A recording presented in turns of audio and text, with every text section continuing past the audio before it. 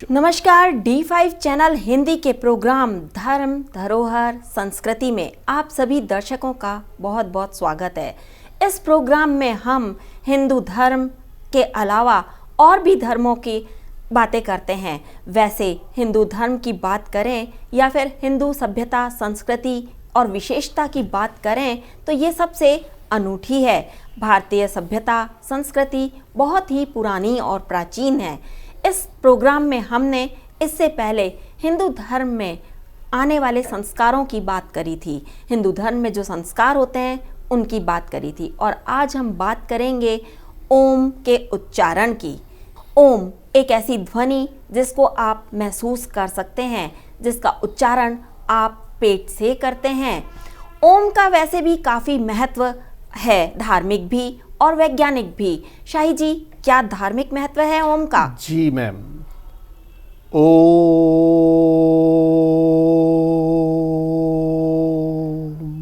जी, ओम यानी कि एक ऐसा मंत्रोच्चारण जिसका आरंभ तो है परंतु अंत कहीं भी नहीं है।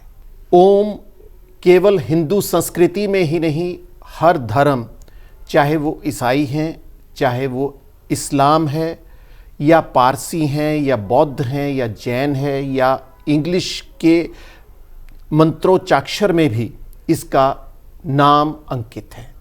सबसे खास बात यह है कि इसे सृष्टि की रचयिता कहे जाने वाले त्रिदेव भगवान शिव, ब्रह्मा, विष्णु, ये सभी के नाम से समाहित है।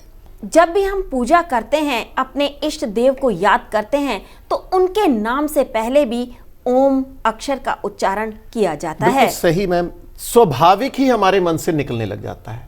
अगर हम कुछ भी कहते तो ओम का उच्चारण अपने आप ही होने लग जाता है। ये खास बात है। और एक अक्षर का मंत्र ओम, जिसमें सारी सृष्टि ही समाहित है, या यूं कहें कि ब्रह्मांड ही समाहित है। भूलोक, भवलोक और परलोक सब जगह ओम ही निहित है।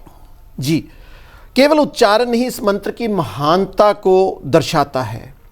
यानी कि अगर सिख धर्म की बात करें तो एक ओंकार यानी कि एक ही ओम है, उस वह ही सृष्टि को पूर्ण करता है।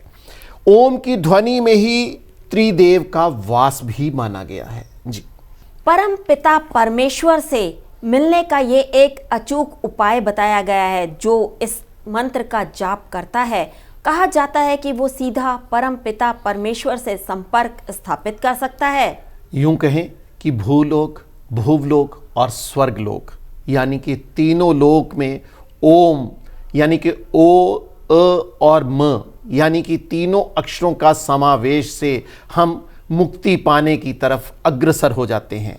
ओम से हम इसे महसूस कर सकते हैं, परंतु इसका और छोर हमें नहीं दिखाई देता। केवल ध्यान के माध्यम से ही हम ओम को पहचान सकते हैं। 3 अक्षर जो अभी आपने बताए, उसमें से एक अक्षर है अ, और जो मुस्लिम लोग होते हैं वो अ से आमीन बोलते हैं। तो ये मुस्लिम धर्म से भी जुड़ा हुआ है। जी, अगर ईसाइयों की बात करें तो वह भी एक अक्षर से ही आमीन, आमीन में भी ओम का वास है। अगर इसी तरह बौद्ध मत की भी बात करें तो ओम मणि पद्माए हूं कहकर उसको वह प्रयोग करते हैं। जबकि सिख धर्म की ओर से तो एक ओंकार, उसको सभी लोग उच्चारण करते हैं और परम पिता परमात्मा की आराधना भी करते हैं। इतना ही नहीं, अंग्रेजी भाषा का शब्द ओमनी, जिसका मंत्र का अर्थ है अनंत, अनंत यानी कि जिसमें सारा ब्रह्मांड समाहित है। इंसानियत की बात करें तो पूरी कायनात, सूर्य, हवा, पानी, धरती, सभी को, सभी इंसानों के लिए बराबर भेजती है। इसी तरह से ओम का उच्चारण भी सभी के लिए एक समान फल देने वाला होता है। या यूं कहें कि ये ओम शब्द किसी भी धर्म, किसी भी मजहब या किसी मत को दर्शाता नहीं है। ये सभी के लिए एक समान अपना तेज प्रदान करता है। धार्मिक महत्व होने के साथ साथ ओम का वैज्ञानिक महत्व भी बहुत है। वैज्ञानिकों ने एक शोध किया और उसमें पाया कि इससे दिमाग की मृत कोशिकाएं जीवित हो सकती हैं। बिल्कुल सही कहा। ओम का मंत्रोच्चारण करने से ही हम मृत कोशिकाओं को जीवंत कर सकते हैं। ओम की ध्वनि जब निकलती है तो हमारे मन से एक अलग ही तेज प्रकट होता है, जो हमारी शरीर की संरचना को पूर्ण करने में मदद करता है।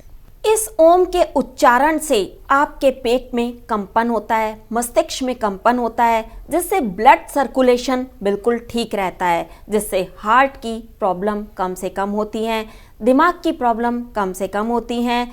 इस तरीके से आप ओम का उच्चारण अगर करेंगे सुबह के समय ब्रह्म मुहूर्त में, तो ऐसे समय में ओम का उच्चारण आपके शरीर में रक्त प्रवाह को ठीक तरीके से करता है और बीमारियां होने का खतरा कम से कम हो जाता है। या यूं कहें कि मानसिक तौर से कमजोर इंसान मजबूत इरादों का बनने में अपना शुरुआत कर लेता है।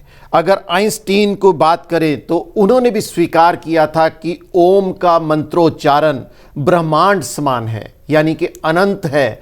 ओम चारों तरफ विद्यमान है और भगवान महावीर ने भी ध्यान की अतल गहराइयों में इसे जाकर स्वीकार किया था कि ओम की संरचना एक त्रिदेव से मिलने का एक माध्यम मात्र नहीं है। वैज्ञानिकों की बात करें तो वैज्ञानिकों का कहना है कि ओम के उच्चारण से दिमाग, नाक, कान, गला, पेट संबंधित सभी विकार दूर होते हैं। इंसान अगर मानसिक रूप से कमजोर है तो वो मजबूत बनता है। एक बात और भी आपको इसमें बता दें कि वैज्ञानिकों ने रिसर्च 2500 पुरुषों और 200 महिलाओं पर एक शोध भी किया था ओम के ऊपर। उन्होंने जो बहुत ज़्यादा गंभीर रोगों से पीड़ित थे उन पर ओम का उच्चारण किया। केवल पुरुषों और महिलाओं को सिर्फ वह औषधियाँ दी जाती थी जो उनको जिंदा रखने के लिए पूरी थी, परंतु उन्होंने विशेष जानकार जो ओम का सही ढंग से उच्चारण कर सकते हैं उनको वहाँ पर नियुक्त किया। तो इनका शोध लगभग 4 साल तक जारी रहा और 4 साल के बाद जब नतीजे सामने आए तो पता लगा कि 70% पुरुष और 85% महिलाएं लगभग तंदुरुस्त हो चुकी थी, यानी कि 90% तक तंदुरुस्त हो चुकी थी।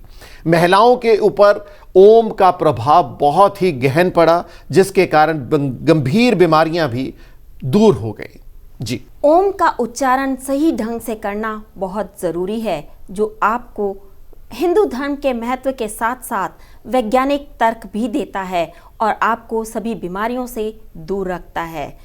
अगले एपिसोड में हम फिर से हाजिर होंगे आपके सामने एक नई सभ्यता, संस्कृति या फिर विरासत के साथ में। मुझे वंदना और मुझे प्रदीप शाही को इजाज़त दीजिए। धन्यवाद। नमस्कार।